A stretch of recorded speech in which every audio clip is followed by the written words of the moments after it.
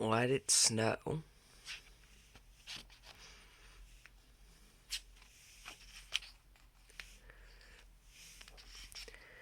Christmas was just around the corner, and Puddle hadn't seen a single snowflake yet.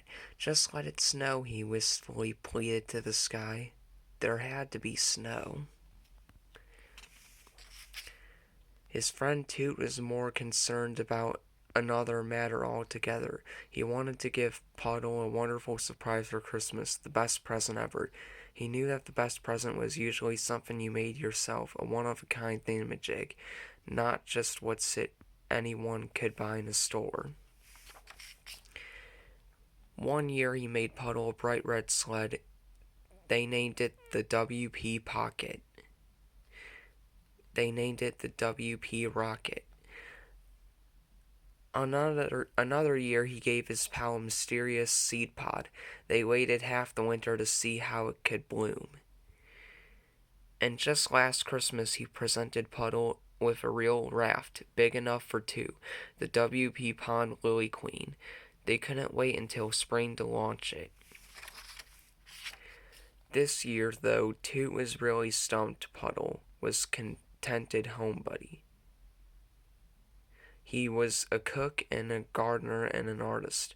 He loved trees and birds in his own backyard. He was certainly the best friend you can have.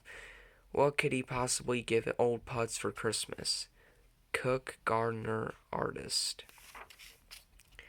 Of course, Puddle was asking himself the same question about Toot. One year he knitted a blue sweater robin egg blue. Another Christmas present he gave him a purple ball for bouncing on. Then there was the year of Puddle's giant plum pudding, which kept them merrily stuffed for a month.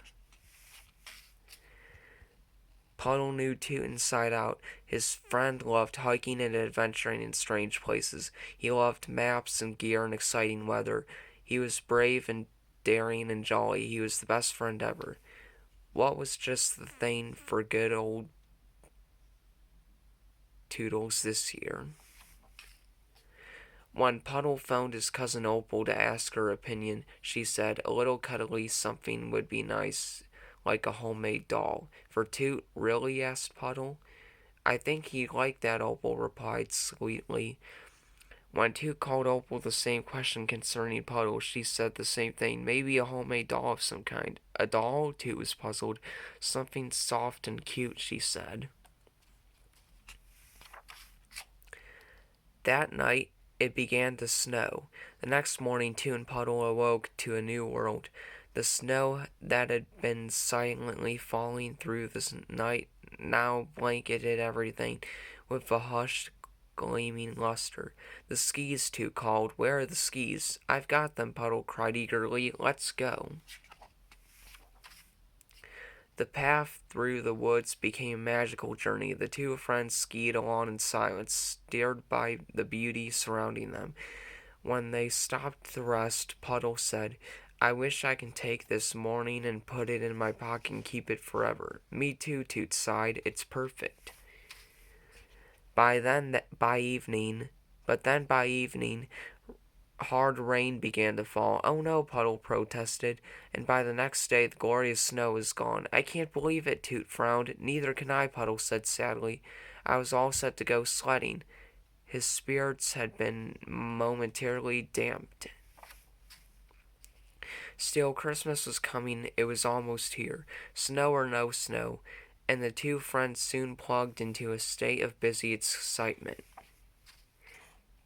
As for presents, Toot spent every spare minute in his workshop, in the basement clearly inspired at last, and Puddle was up to something equally private and absorbing in the attic.